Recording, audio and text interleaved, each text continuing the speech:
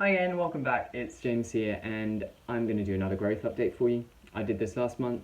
Things have grown since then, different plants have grown. I am excited about different things. So I'm going to show you 5 plants today. Um, yeah, I'm going to keep doing these throughout the winter if I remember. I will remember. Even though the growth is going to slow down massively, it'll be interesting to see what does grow and how it grows. I'm sure the leaf size will probably get a little bit smaller, but things will start happening even if they're not massively visible. Okay, we're going to get straight into it because there are 5 plants here to talk about, and I don't want to bore you for 100 million years. So yeah, let's get straight into it. So this first one you've seen before. I hauled it before. It's been all over my Instagram. I love it, I love it, love it. It's looking a little bit dry. I'll show you a little technique in a second to check, particularly with this plant, whether it is thirsty or not. This is my Anthurium pallidiflorum, beautiful strap leaf Anthurium. Yeah, so, it's just beautiful, I can't wait to see. So, turning it around, this is what it looked like when I got it. This is what it looks like now. Look at that leaf. It's long. I don't know exactly how long, but it's pretty long. It's pretty velvety. It has those ripples down either side of the leaf. It is just such an impressive plant. It's definitely one of my favourites at the moment. If not my favourite. I really, really love it. Anthurium in general I adore, but this is just something really special. Really special in my collection.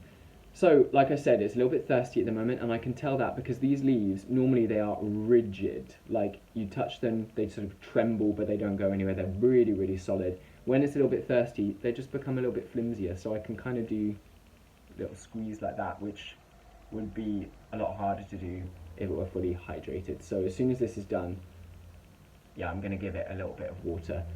Um, I've got them in terracotta, so this is just a tiny bit of care for them. I usually have my Anthurium in terracotta just because I overwater things. And whenever I've had an Anthurium in a plastic pot or like a glazed pot, it just gets a little bit too wet in there. So the terracotta just helps wick away that little bit of extra and means that I can water to my heart's content without worrying about killing a plant. So this is very rare for a plant to be thirsty. Normally they're like, stop it, enough, leave me alone. So yeah, that's the number one, Anthurium pallidiflorum. Really, really beautiful. We start with the best. Shh, no we don't. The next one is also stunning. Very, very exciting. So moving straight on to that one, this is my Philodendron luxurians Choco. I got this about 2 months ago, all El Choco red. It came with these 2 leaves, so this little guy, this little guy. You've probably seen this before. They have this really impressive red backing to the leaf like that. It's just really interesting and nice. Quite typical of like a verrucosum. I think that this is, I don't know if it's actually a variant of verrucosum or not, but it's got a lot of similar characteristics. The first leaf that it put out with me was this one. So that was forming while it was shipped, hence the little notch there. But the back of this leaf has almost no red on it, which is very interesting. I don't know whether it was in too bright light when it was forming. It doesn't bother me. I think it's beautiful, green and red, just as nice. And then this is the latest one that it's put out, which is ridiculous. Like, it's just iridescently, like yellow, orange, red, a million different colours in there. And the back, I'm not going to do too much manipulation because the leaf is still soft, but the back of the leaf there is like super duper red. And it's very happy. Pot is a little bit small, it's happy. It had quite a small root ball when I put it in there, and it doesn't seem like it's pushing out the bottom or anything, so it's a happy plant. Love it. Thought it was going to be fussy, not fussy at all. Plant number 2. So plant numbers 3 and 4 are the same plant, or they're not the same plant, they're different plants, but they're the same type of plant. They're both Philodendron gloriosum. I'm going to show you the smaller one first, and then I'm going to show you the larger one. Both of them have put out quite a lot of new growth in the past couple of months, not just this month. And before I show you both of them, I want you to like look for the differences between them and confirm with me, because to me they in person they're very, very different plants. The main differences are in the petiole. I will show you in a second, but the smaller one, which I'm about to show you, is very, very flat towards the leaf, and the bigger one is completely rounded towards the leaf. So I don't know whether that is because they're hybridized or whether it's just natural variation within the species. Who knows? They're just beautiful anyway. So this is the baby one.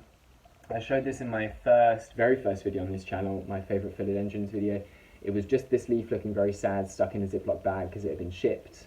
The other two leaves had died, and it was just trying to grow roots. It took a long time, but it did. And then, yeah, at the start of this month, it put out this leaf, which is wonderful. That is what I expect, like a young, beautiful gloriosum leaf to look like. It's, hello, velvet, green, gorgeous, and just wonderful. Again, terracotta so that I don't drown it, as you can see. I've recently watered it, which is not a surprise. All of my plants get watered all the time when I'm here. Yep, that's a happy gloriosum. So yeah, like I said, it's very, very hard for you to tell here, but the petiole, if you can, I don't know if you can see, but they're very flat towards the tip. They sort of flatten out just before the leaf. So number one, beautiful new growth. I'll show you straight number two so you can look at the petioles here. This is plant number two. Obviously in the tiniest pot in history, it needs a repotting. I just haven't gotten around to it yet. This is plant number two, mega gloriosum. But yeah, the shape of the leaves is very different. I'm sure that there's something different about these plants. They're very papery compared to the other gloriosum. There's less of that like rich velvety texture. They seem like they're a little bit broader and they have bigger like wings up top. That might just be a maturity thing. I don't know about that. But the main difference is these petioles. So like, they're completely rounded. You can see they don't narrow out at all towards the top. The wonderful world of aroids. Very confusing. I literally have no idea half the time. I just Google things and hope for the best.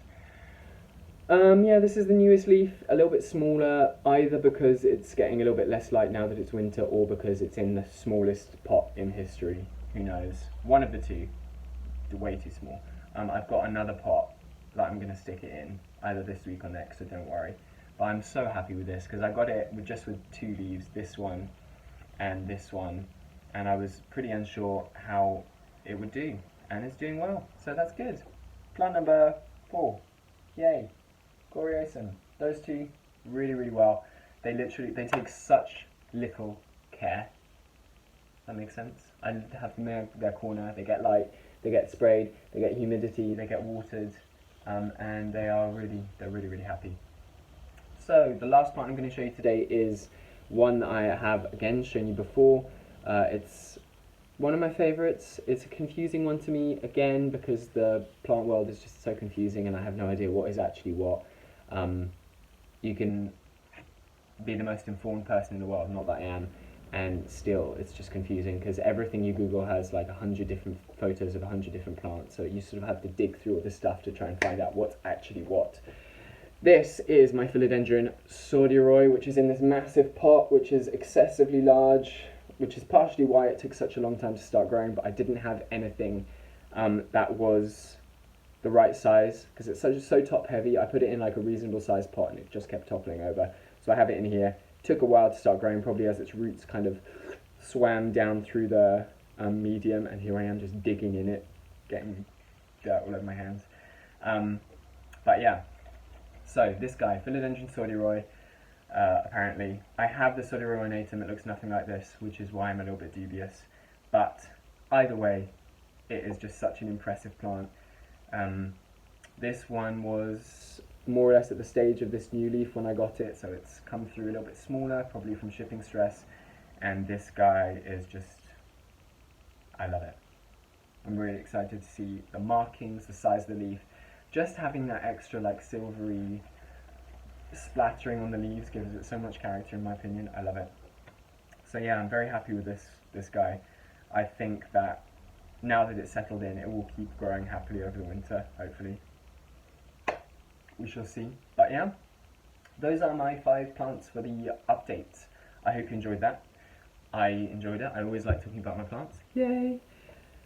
If you did enjoy it and you want to see more, please subscribe down below or check out my other videos first if you need to like just be like make sure that I'm not insane. And if you want to see more updates about these plants, you can go check out my Instagram, which is Slug Plants. I post a few times a week, not necessarily every day, but a couple of times a week. And yeah, thank you for watching. Bye!